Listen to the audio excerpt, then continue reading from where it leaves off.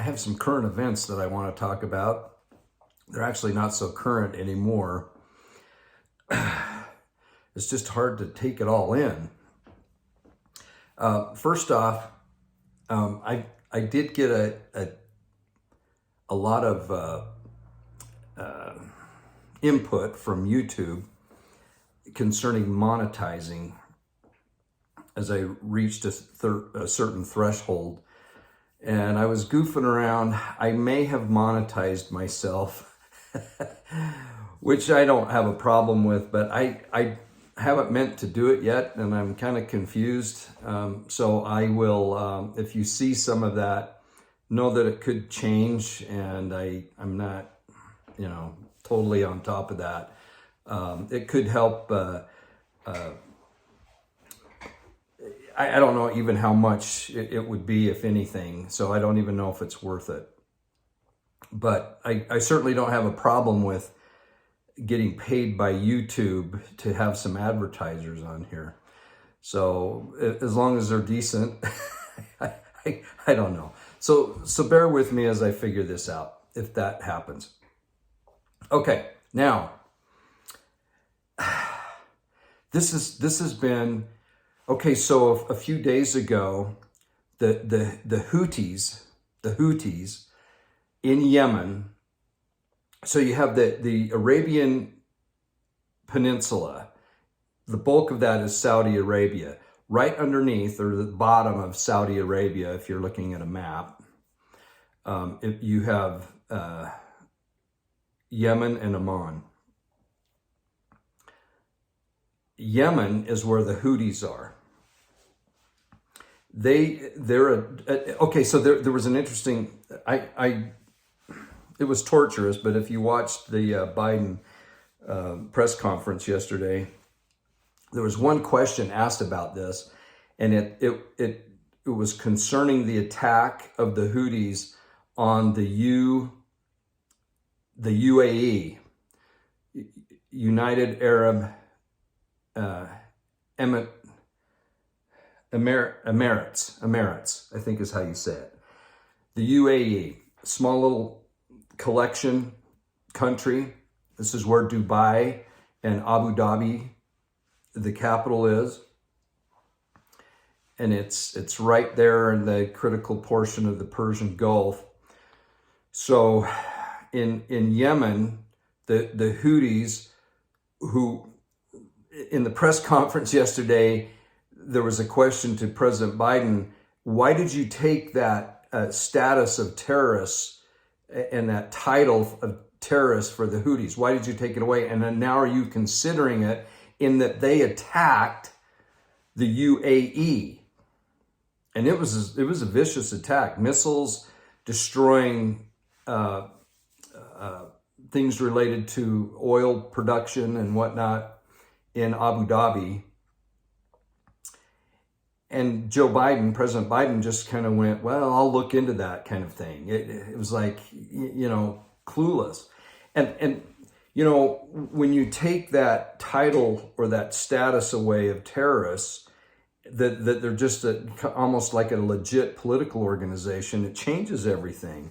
And these guys are terrorists backed by Iran, just like Hamas and Hezbollah, all that, right? All surrounding Israel. So this was a vicious attack, and this has some real, I think, some implications for us as members of the Church of Jesus Christ of Latter-day Saints. Was it a year or two ago? The prophet announced a temple to be built in Dubai, I believe.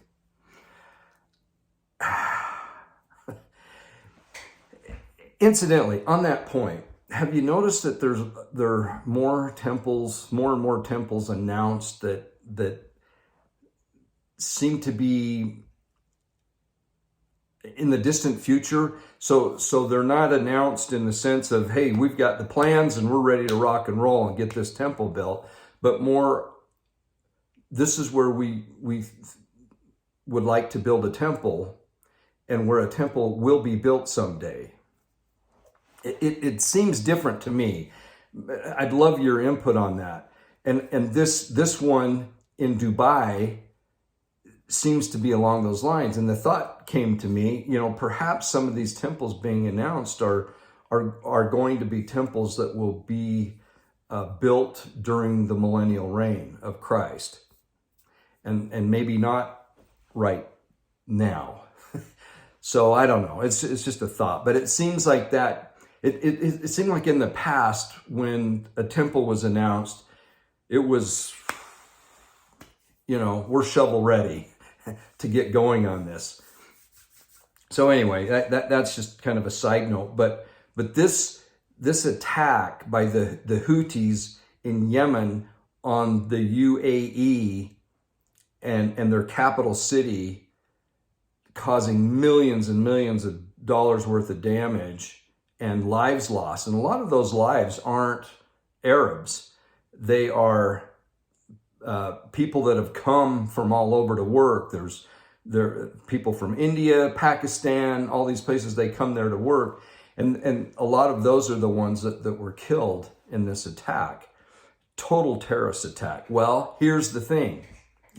This way it could affect the temple. Saudi Arabia now, they in turn retaliated against the Houthis in Yemen and destroyed a lot. And perhaps, we don't know for sure, but perhaps took out some of the leaders. So the Houthis are now going, they've said, we're gonna retaliate and we're gonna go after some of your icons, which if you think about 9/11, you had the Twin Towers. And if you go to Dubai, you've got these just enormous, beautiful buildings. And Dubai is really built for tourism and entertainment and all that kind of stuff. There's tours. Virtually every tour group has tours to Dubai. And then the announcement that we had at the temple. Well, if this is going to be a targeted area, which the Houthis are now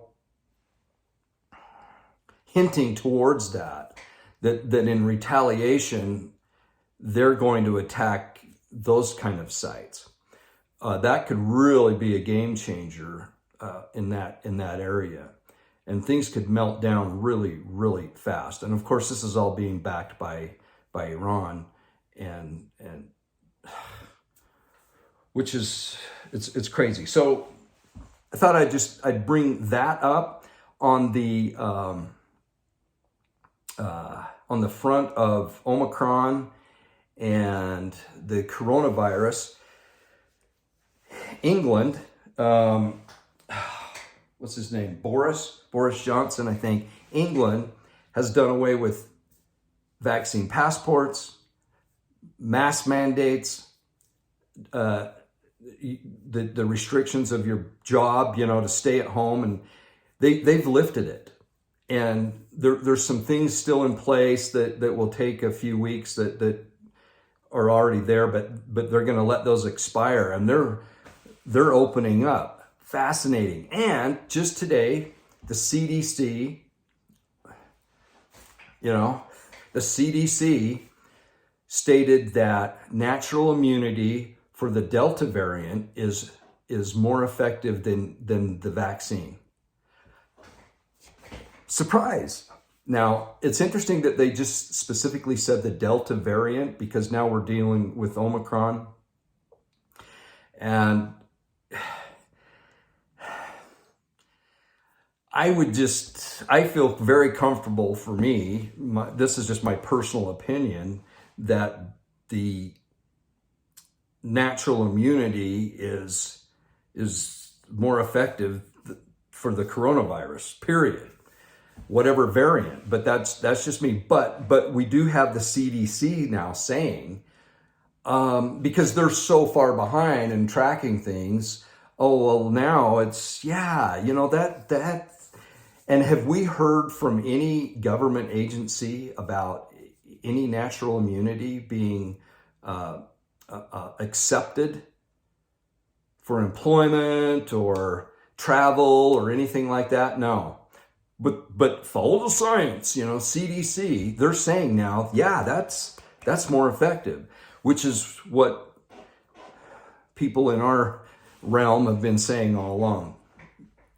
It's pretty interesting. It's pretty interesting. So along those lines, it appears that the United States, under the leadership of Joe Biden, Trudeau, Canada, and Macron, is that his name? In France, the leader, it kind of sounds like Omicron, but these guys are still spearheading the mass mandates, the vaccine passports, and you saw our president, get the vaccine, just do it. Get the booster, just do it. Come on, man. That's the type of leadership in those three countries, where you're seeing other countries going, we're not doing this anymore. So I see light at the end of the tunnel for me on this. That's what I'm seeing, because once you start seeing major countries just going, we're done with this, we're moving on. But that's just an observation there, right? And of course, all this is just my opinion on whether it's the Middle East or here with the situation we're dealing with. But I do look at a lot of things and a lot of information. So now to get to our religious studies today, after all that, interestingly enough, the Yemen, where the Houthis originate from, is right at the bottom end of the Arabian Peninsula. And many people, and the evidence is very, very good, believe that within the church, archaeologists and whatnot, believe that's where Lehi and his family left and built their ship from. There's all kinds of evidence, and most of you have already seen, the videos and whatnot on this, but that's where it appears that they followed the Red Sea down, just as they describe. They came to somewhat of an oasis, if you will, and Nephi found himself in a cave in a mountain, received the revelation on how to build the ship and how to make the tools and build billows and get the fire hot enough to form the tools to shape the wood and do the things that he needed to do to build this awesome ship that took them across the ocean.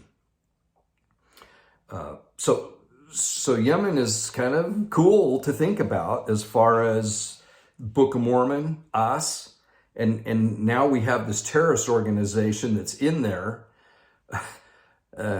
It's fascinating, and it's nice to connect things, in my opinion, to whether they have anything to do with the situation or not. It's just nice to connect a land, a country, with something that we do know something about, Book of Mormon, and the history of that. So kind of cool. Okay, that was just a boom. Okay, so here's the question of the day.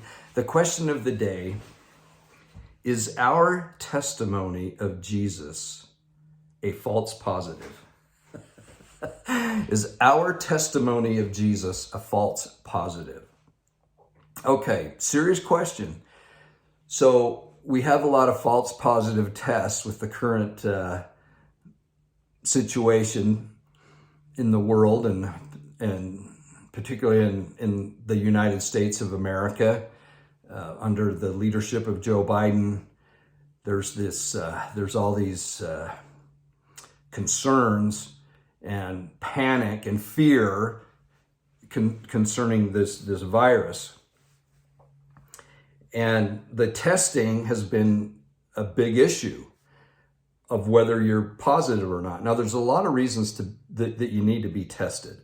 Some it's for travel, some it's for a job, some it's for if they feel sick and they just want to know because they might be going in a crowd. They want to know if it's the Rona or not, which is kind of interesting because if you're sick, typically you don't, regardless of what it is, you don't necessarily want to mix and mingle, right? But let's say there's those reasons. There could be other reasons.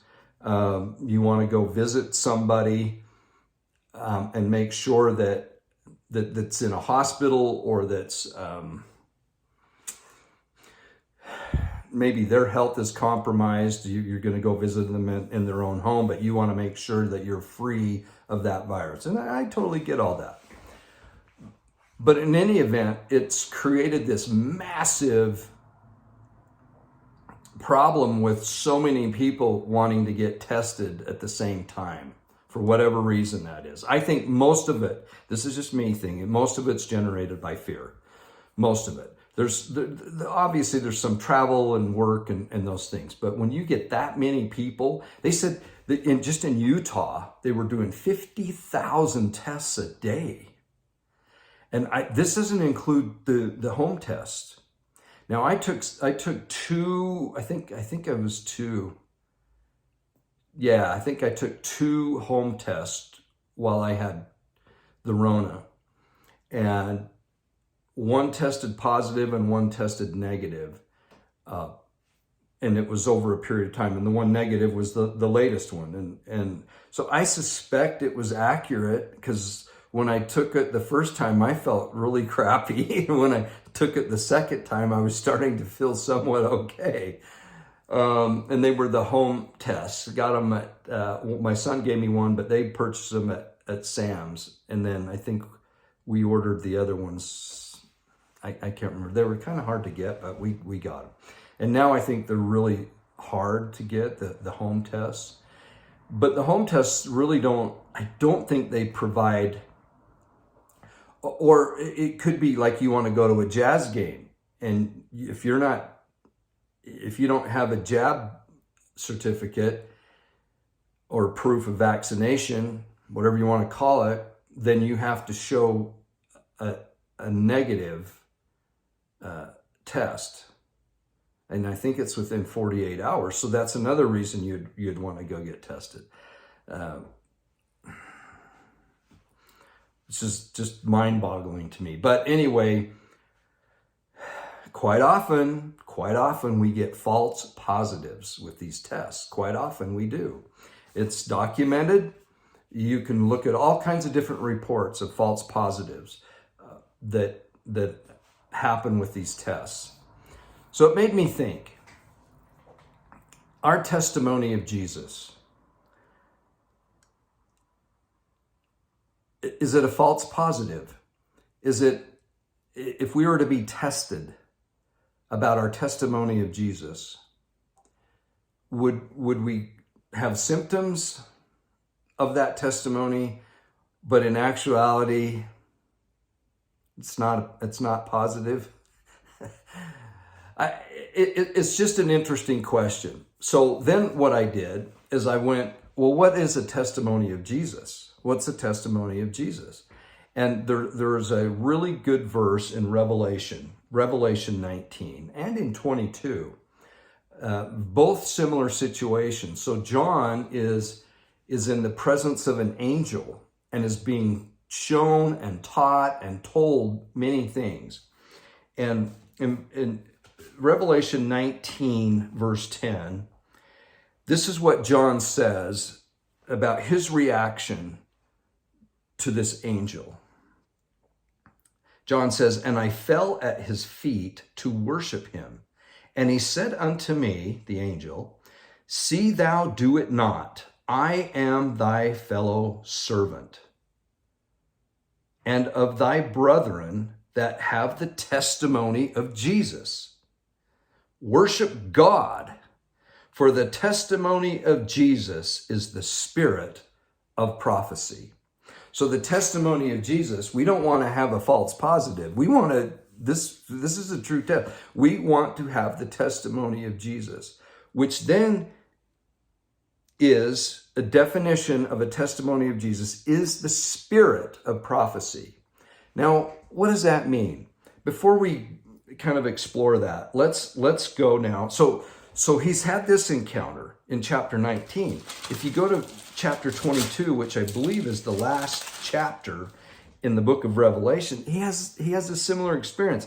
And it's almost like, is this the same experience, or is this a little bit later? Is this a chronological thing, or is this another description of the same event? But chapter 22, verse 8, and I, John, saw these things and heard them. And when I heard and had seen, I fell down to worship before the feet of the angel, which showed me these things. This is number two. To me, it looks like two separate events. And listen to this. This is really similar, but there's some slight differences. I fell down to worship before the feet of the angel, which showed me these things. Then saith he unto me, see thou do it not, for I am thy fellow servant, and of thy brethren, the prophets, and of them which keep the sayings of this book, worship God. So it's a little different, and I think gives us a little bit more insight. So the spirit of prophecy, when it's concerning the witness of Christ, who he is, what he's done for us, then you have the spirit of prophecy. Or you have the testimony of Jesus. And then you're like the fellow brethren, the prophets. Okay? And we don't worship the prophets, and we don't worship the angels. This is really key in a lot of things that we've talked about lately. And what we look at to a prophet is his testimony of Jesus, so that we can then feel the spirit of prophecy and experience that same testimony of Jesus. I think this is really critical, and it happened twice. So it's like there's two witnesses in the mouth of two or more witnesses. And whether this was the same angel or two different angels, I don't know. Whether this was two situations or just one, I don't know. But I know it's written twice in two different chapters, with one chapter in between, where John goes to bow down and actually does bow down to the angel, and the angel corrects him and says, don't bow to me. I'm just like you. I'm a fellow servant. And just like you, I have the testimony of Jesus. For the testimony of Jesus is the spirit of prophecy. And what's it a prophecy of? Jesus Christ. So we study Christ in the Old Testament. We study Christ in the New Testament. We study Christ in the Book of Mormon. We study Christ in the Doctrine and Covenants, and we study Christ in the Pearl of Great Price. And we see the prophecies being fulfilled in him. Yesterday I did that video on the mud in your eye, and the two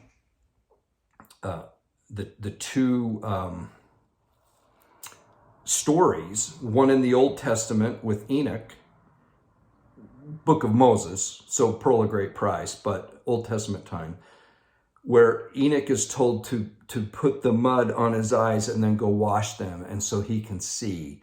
And then there's a prophecy fulfilled, a testimony of Jesus Christ, where he does it to the blind man and told to go wash in the pools of Siloam and wash that mud, and you can see.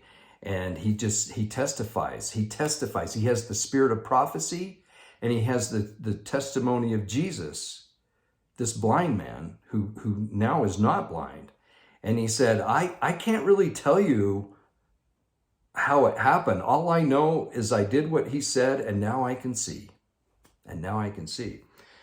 That blind man had a testimony of Jesus, and he fulfilled the prophecy of Christ healing all the Old Testament prophecies were fulfilled. Christ came to fulfill the law or the word about him.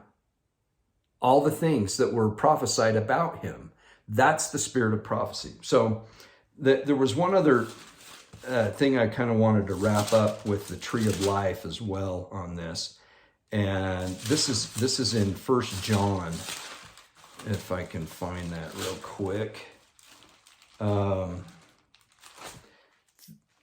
This is really good, and this is blood, water, and spirit. What we talked about in Moses chapter 6 and the pearl of great price. So this is 1 John chapter 5, and I think we might have talked about this. I can't remember, but it feels like I left this out. This is he that came by water and blood, even Jesus Christ. So this has to do with the testimony of Jesus in the spirit of prophecy. Not by water only, but by water and blood. And it is the Spirit that beareth witness, because the Spirit is truth. So the Spirit testifies of Christ. Okay? That's the spirit of prophecy. For there are three that bear record in heaven: the Father, the Word, another name for Jesus Christ, the Word, and the Holy Ghost. And these three are one. And there are three that bear witness in the earth: the Spirit, the water, and the blood. And these three agree in one. That is so beautiful. And so simply put, that we have the three witnesses in heaven, the three witnesses on earth, and what do they all testify of? Christ and his atonement, and what he did for us. If we receive the witness of men, the witness of God is greater. For this is the witness of God, which he hath testified of his Son. There you have it. He that believeth on the Son of God hath the witness in himself. He that believeth not God hath made him a liar, because he believeth not the record that God gave of his Son. So the opposite of prophecy is denying Christ. That's the opposite of a testimony of Jesus. Denying him, ignoring him, not obeying his commandments. All those things are the opposite of a testimony of Jesus and having the spirit of prophecy. So I hope that's helpful today. Just some things that popped up. I apologize for doing 2 videos day after day. I do it when I get some time, or when there's things that are happening that I feel like I need to just get out. And I know most of you know way more about a lot of this than I do, but sometimes it's good to just bring them up and then generate the discussion on this channel where we can all learn from each other. But definitely things are interesting in the Middle East right now that there's a slight chance, there's a really good chance that Israel is sharing intelligence with Saudi Arabia concerning the Houthis in Yemen. It probably wouldn't be a good thing if Israel actually engaged with, arms, men, planes, all, everything in that. It's probably better to let Saudi Arabia be the front on that particular thing. But nonetheless, there's trouble in River City. But we just keep marching forward and having faith in Christ, having the spirit of prophecy, having a testimony of Jesus that isn't a false positive, that's a right positive, that it's accurate. That's where we want to be. We don't want to be surface people in talking about Jesus, but deep down there's a false positive in there. We don't want that. We need to stand strong. We need to keep our covenants, stay on the covenant path, always worshiping the Son, falling at his knees and no one else. Well, his Father or the Son. That's it. We don't worship anyone else. That's why the tree of life is a representation of Jesus Christ himself, because Lehi bowed to the tree. That tells us what the tree represents right there, and the fruits, what Christ did for us. So we partake of that. It's awesome. Okay, love you all.